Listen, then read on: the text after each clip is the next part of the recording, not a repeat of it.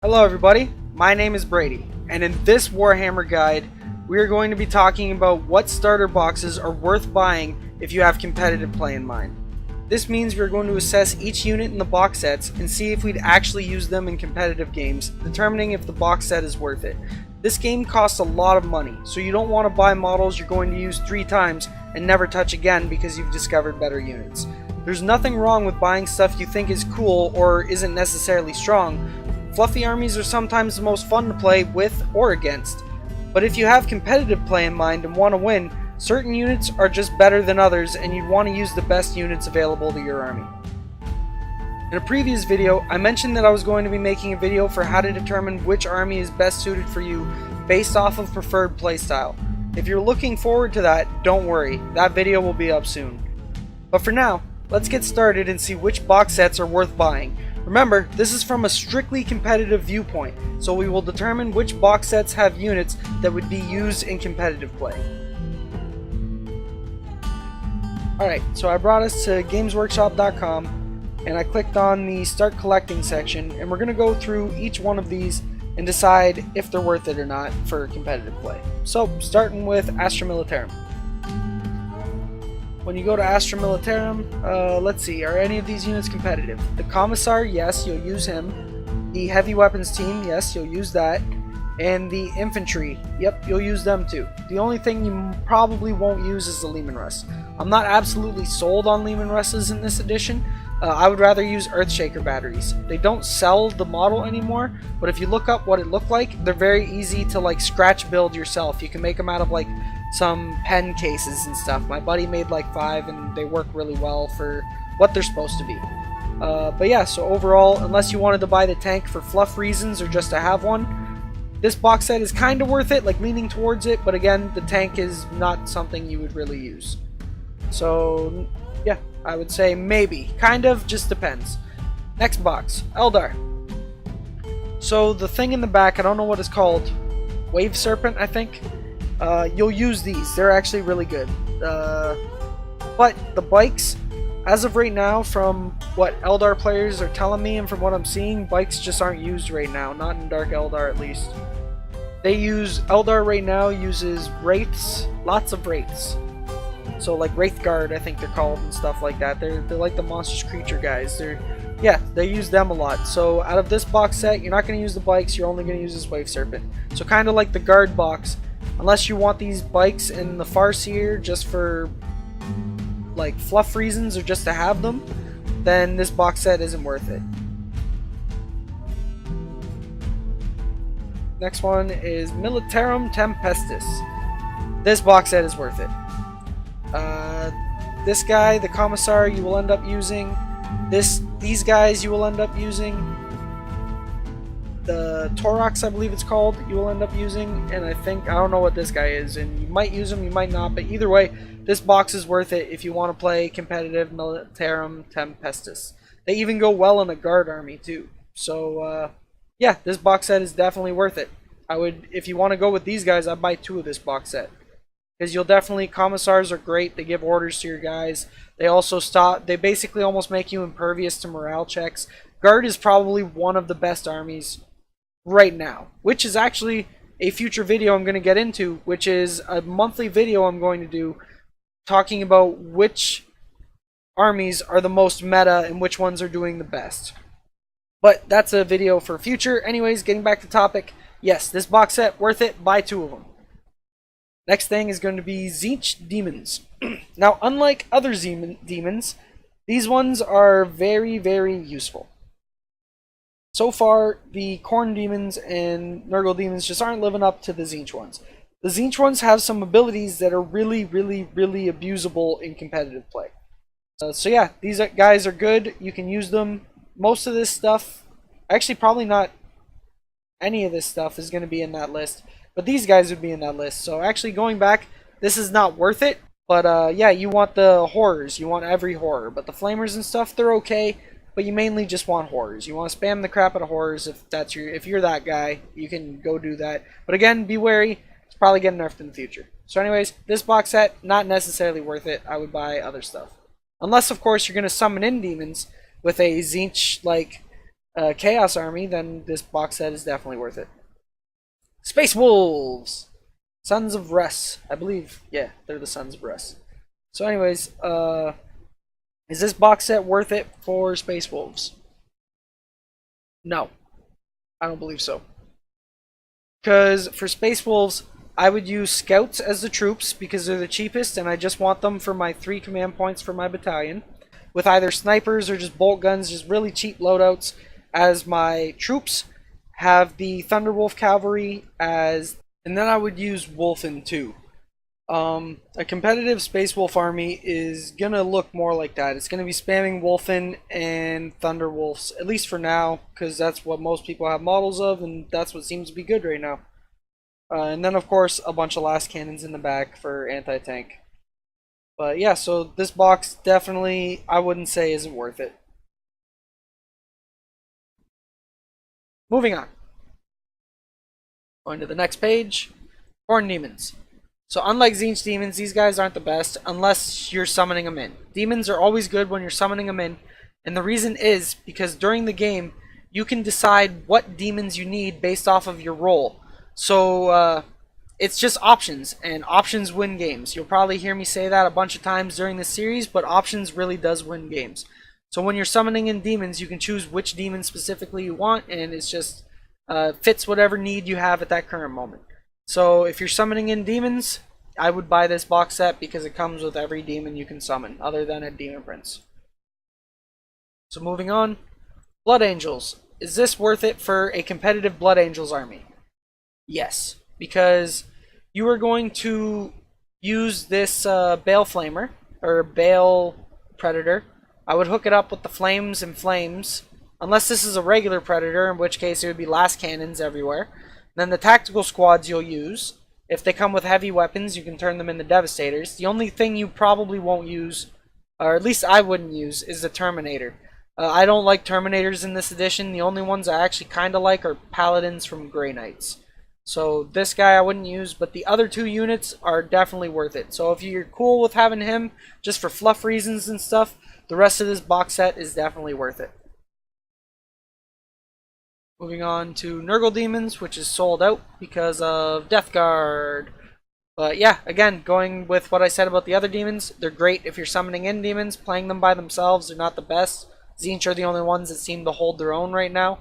So yeah, I'd buy them to summon them in. I wouldn't buy them for playing a main army. I'd play Chaos Space Marines and just summon in demons, which is what I think is the fluffier way to do it. But anyways, moving on. Dark Eldar. Is this worth it? I believe so. I believe Kabalite Warriors are the way to go for competitive Dark Eldar right now, but you put them in Venoms. So this thing right here, which I believe is called a Raider, I would convert it into a Ravager. So I'd find some Darklands bits from somewhere, other boxes that you buy, whatever, maybe even scratch build some if you're good at that kind of thing, and turn this into a Ravager. And then these 3 bikes, I usually like to run a unit of 6 bikes just to grab objectives and do stuff. They also can first turn tie up a unit, and they're pretty good. This is an army I play as well. So this box set, definitely worth it. You will use everything in this box set, from the Archon and even the Raider. The Raider's fine, it's personal preference, but I prefer Venoms, and I turn my Raiders into Ravagers. But I actually bought 2 of these boxes to start my Dark Eldar army, and it's pretty good. I like it. I think it's pretty competitive. And it's only going to get better when the codexes come out. So, Tau. Is this worth it? Yes, I would believe so. Because Fire Warriors seem to be pretty good now. This guy is probably the only thing you're not going to use. That and this little drone thing. I've never seen anyone use this. The drones themselves are actually amazing this edition, because drones can take wounds from other guys. So you put them around your commanders or other kind of suits, and it essentially gives those suits more wounds, because they can have a drone dive every time they take a wound. So drones keep your good stuff alive by taking bullets for them. Like, no, Mr. President, and they just take it. Yeah. So, and then talking about this, you get the Fire Warriors, which are good. You get the drones, which are good. And you get, I think these are called broadsides, but you can use them as commanders in suits. And that's what I would do, at least right now. And then you could go back to using them as broadsides when the commanders get nerfed. Which is probably going to happen in the future once Tau gets their codex. Because I don't think they intended for Tao's best unit to be the commander, because if you keep up with competitive play, a lot of the Tau lists that have been doing well is just spamming commanders and drones around them. So the commanders shoot everything to death, and the drones just tank everything for the commanders. It's not a very fluffy list. It's not that cool. So just like the Tzeentch stuff, you can buy it, you can do it, but be wary. It's probably going to get nerfed in the future. But going back to the point, this box set definitely worth it, at least right now. Moving on to Chaos Space Marines. Is this worth it for competitive? No. And the reason being, cultists are a better troop choice because they're cheaper, they're more bodies, they still get objectives secured, so 30 bodies on objective secured is better than 10 bodies. They're, like I already said, much, much cheaper. You can spam them a lot better. You have that cool stratagem where you can bring all of them back at full strength. So you take a squad of 40, let like 30 of them die, then pay 2 command points, and you bring back all 40. You can bring them on any side of the board and daisy chain them. So cultists are just way better than Chaos Space Marines, only because cultists exist. If cultists didn't exist, then yeah, Chaos Space Marines would be the way to go.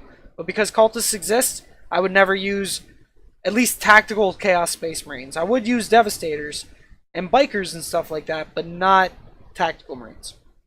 Terminator Lord, wouldn't use. Terminators are bad this edition, at least in my opinion.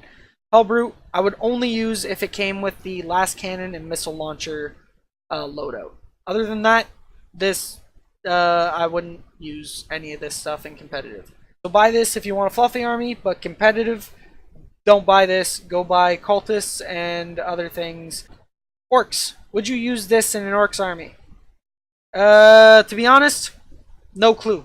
I know orcs are good. I've heard good things, but I haven't actually looked up at the list, and nobody in my club personally plays orcs. So, I haven't actually experienced it. So I don't want to lie to you guys and say I know what I'm talking about with these guys at least. I think they're good. And plus, if you're playing orcs, you're going to want boys and a pain boy anyways. So, yeah, why not? I just don't know about this thing back here. I don't even know what it's called. Death Dread something, maybe? I don't know. Not too familiar with orcs. Nobody plays them because in 7th edition they were absolutely garbage. So nobody touched them. But now 8th edition, everything's fairly balanced. So people are bringing out the boys from the... Had them all packed away in storage, and people are dusting them off and playing with them again. But yeah, don't know for sure what's actually good with orcs. If anyone has an orc list that has topped an event, other than the ones that were anti-flyer spam when that was a thing a month or so ago, yeah, I haven't seen an orc list do well since that, so I don't know for sure. Moving on. Tyranids. Is this worth it? No, the only thing you're going to use in a competitive Tyranid list is the Swarm Lord. You have better options in Gaunts for your screens and Gene Stealers for attack and stuff, so these Gargoyles they're okay, but you're going to use them in fluffy games. You have better units available to you. The Warriors, they're cool, but for competitive, if you want to win tournaments, you're not going to win with those. Skitarii, just like the Orcs, I don't know. Nobody played these guys in 7th edition, so I have yet to actually see any in my local store or see any top any lists or anything, or any actual big tournaments like the Nova Open or anything like that. So yeah, I can't really comment on this one. That's all I really have to say. They look cool though. I've always thought this army looked really cool. So if anyone does have a AdMech or Skitarii list that has done well, please post it in the comments. Let me know about it. Give me your insights. Help me learn these things, because I can teach you and you can teach me. We can work together and learn a bunch from each other. So Necrons. Is this worth it? Yes. Just a big, big yes. You'll use this guy, you'll use the Warriors, you'll use the Scarabs, and you'll use the Triarch Night Stalker, whatever it's called. All of this stuff is really good right now. The Stalker has a good anti-tank gun. It's good at deflecting damage because it can cancel out damage from some like quantum shielding, I think it's called. Warriors are a great screen and also great for anti-infantry. Well, not great. They're very good at it though. Scarabs are good for running around, grabbing objectives, and I think they're good at killing tanks. I could be wrong at that, but I think I remember someone telling me that. But yeah, when I played in my tournament, I went up against 2 Necron armies. One was okay, one was really good, and the one that was really good used everything that was here. So I would actually buy 2 of these boxes if you want to get competitive. The only thing that you might not use 2 of is this guy, but I'd still say the box set is worth it if you're saving money. And plus, you can always just have that model, the extra Lord or whatever. You can maybe try to model them a little bit differently and convert them to be something different, like the Cryptek or whatever, which is really good. So yeah, this box set, definitely worth it. Deathwatch. I don't know a thing about competitive Deathwatch, but assuming it's like every other Space Marine chapter, actually I can't, because they're actually super weird, because I remember trying to make an army list for them in Battlescribe, and you could add like Terminators to regular tactical units, and yeah, so I have no clue. Just like the Orcs and the Skitarii, I can't accurately give you or let you know if this would work in competitive or not, because also I've never honestly seen a Death Guard army. Nobody uses them. They're probably one of the least popular Space Marine chapters out there, at least from in my city and in my club.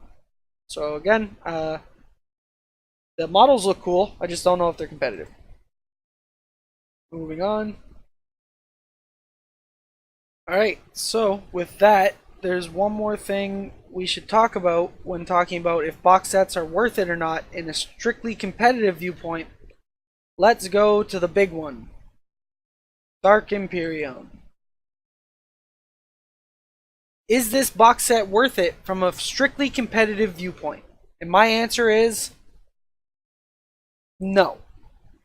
Everything in the Primaris side, except for maybe like a Lieutenant if he comes in there. Yeah, I'm pretty sure he does. The Lieutenant you might use. Other than that, none of this you would see in a Ultramarine competitive list, at least from me. I wouldn't run any of the Primaris stuff. And that's primarily because the other Marines are much better than the Primaris. They're like, it doesn't matter. Okay, for the price of one Intercessor, I think is what the troops for Primaris are called. For the price of them, you can get almost 2 units of regular Marines, which shoot twice as many shots. Sure, they're not -1 AP, but volume of fire is usually always better than AP, especially if you're literally doubling your shots. So I'd take Tactical Marines over these guys, plus because Tactical Marines just have more options. And like I said earlier in this video, options win games. Moving over to the Death Guard side, I think Death Guard's fun, but the only thing I think Death Guard has going for it competitively is Mortarion. I could see lists with Magnus and Mortarion being a thing, but I don't see Death Guard with them being as slow as they are and stuff. I don't see them being competitive. I could be proven wrong. The Codex hasn't even been released yet, but maybe it does, and some good players get their hands on it, and then I'll see some lists of Death Guard and stuff. But as of right now, I don't think anything in this box set is actually competitive, other than like maybe the Lieutenant. So if you're going for a strictly competitive standpoint, I wouldn't buy either of these. They're both good for fluff and fun and everything, but for a strictly competitive standpoint, this box set is not worth it.